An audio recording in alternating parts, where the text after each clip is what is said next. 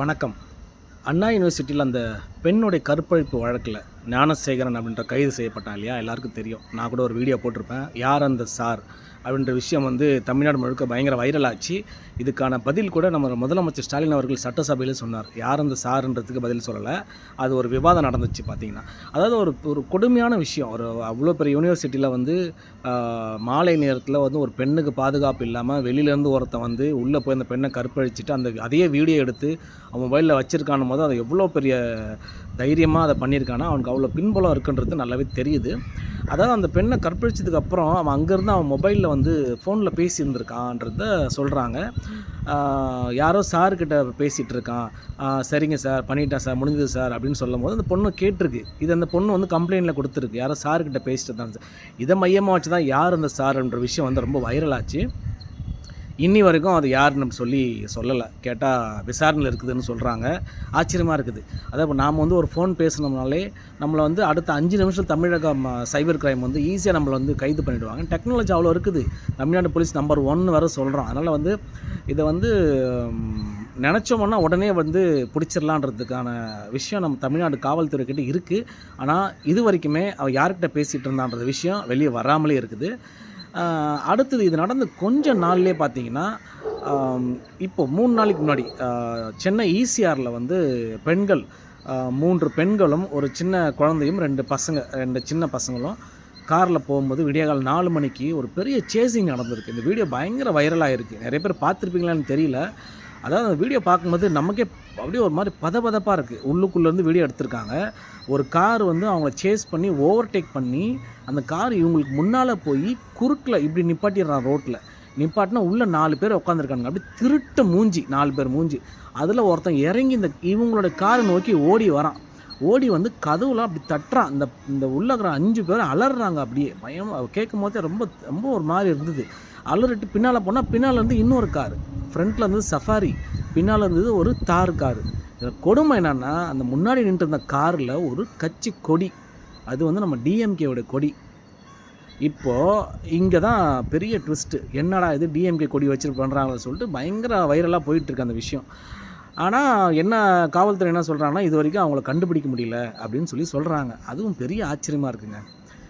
சென்னையில் விடியகாலை 4 மணிக்கு ஈசிஆரில் கேமரா இல்லாத இடமே கிடையாது. காரோட நம்பருக்கு இல்லைனா தெரியாது. அந்த 4 பக்கி பசங்க மூஞ்சி அவ்வளோ க்ளீனாக தெரியுது. கொடி மாட்டியிருக்கு. ஒரு பெரிய சஃபாரியும் தாரும் யாருங்க வச்சுருப்பா? யார் ரெஜிஸ்ட்ரேஷன் யார் பேர்லங்க இருக்கும்? அதெல்லாம் மிடில் கிளாஸ், லோவர் மிடில் கிளாஸையும் இல்லை ஏழையும் ரோட்டில் வேலை செய்யணும் வாங்குவான்.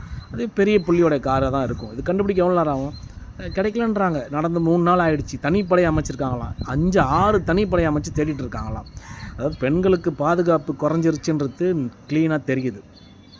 வட இந்தியா பெண்களுக்கு சுத்தமாக பாதுகாப்பு இல்லை. அதில் எந்த மாற்று கருத்தும் கிடையாது. தமிழ்நாட்டில் ஓரளவுக்கு சேஃப்னு எல்லோரும் நம்ம நம்பிட்டுருக்கோம். இப்போவும் இருக்குதான். ஆனால் அது படிப்படியாக குறையுதுன்றத பார்க்குறது ரொம்ப அதிர்ச்சியாக இருக்குது. பெண்களுக்கே கொஞ்சம் பயமாக தான் இருக்குது.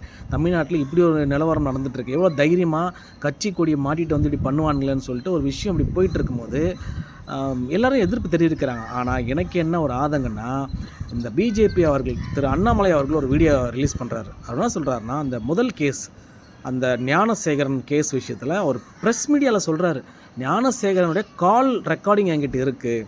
தமிழ்நாட்டில் பெண்களுக்கு பாதுகாப்பே கிடையாது. நிச்சயமாக நாங்கள் இதை சும்மா விட மாட்டோம் பிஜேபி.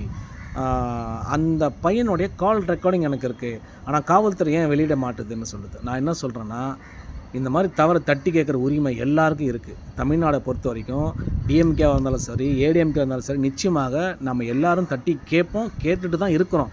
ஆனால் அதாவது கேட்குறதுக்கான உரிமை இருக்குது. ஆனால் தகுதின்னு ஒன்று வேணும் இல்லையா? அந்த தகுதி பிஜேபிக்கு கிடையாது. அதனால் பிஜேபி அவர்கள் தமிழ்நாடு விஷயத்தில் ஒதுங்கி இருக்கிறதே ரொம்ப நல்லது. ஏன்னா காஷ்மீரில் அந்த 8 வயசு ஆசிஃபான்ற ஒரு சின்ன பொண்ணு, 8 வயசு பொண்ணை கோவில் கருவறையில் வச்சு அந்த பூசாரி 3 நாள் கற்பழித்து அந்த பொண்ணை கொன்று புதைச்சானுங்க.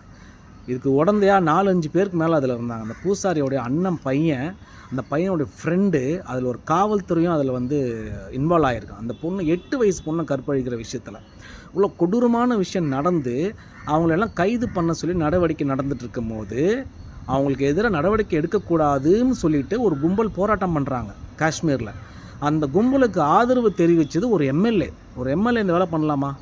இந்த கும்பலுக்கு ஆதரவு தெரிவிக்கலாமா? அதை இந்த மாதிரி நாசக்காரனுங்களுக்கு தண்டனை கொடுக்கக்கூடாதுன்னு சொல்கிற கும்பல் கூட ஒரு எம்எல்ஏ சேரலாமா? ஆனால் அந்த எம்எல்ஏ யார் தெரியுமா? பிஜேபிக்காரங்க, பிஜேபியோடைய ஒரு எம்எல்ஏ தான் அவர். இப்போ இந்த கட்சியிலேருந்து ஒரு எம்எல்ஏ இந்த கூட்டத்தை சப்போர்ட் பண்ணுறாருன்னா அப்போ அந்த கட்சி அப்படி தானே இருக்கணும். நம்ம அந்த கட்சியை எப்படி கன்சிடர் பண்ண முடியும்? பகிரங்கமாக சப்போர்ட் பண்ணுறாரு ஒரு எம்எல்ஏன்னும் போது அப்போ அந்த கட்சி மேலிடத்துக்கு தெரியாமலாம் இருக்குமா என்ன? தெரிஞ்சால் கூட அவங்கள சஸ்பெண்ட் பண்ணிட்டாங்களா, எம்எல்ஏ போஸ்ட்டு பிடிங்கிட்டாங்களா? இல்லை அவர் இன்னும் பிஜேபியில் எம்எல்ஏவாக தான் இருக்கார். அப்படியேப்பட்ட கட்சியிலேருந்து வருகிற நம்ம அண்ணாமலை அவர்கள் பெண்கள் பாதுகாப்பை பற்றி பேசுகிறதுக்கு அந்த கட்சிக்கு தகுதியே கிடையாது. நன்றி, வணக்கம்.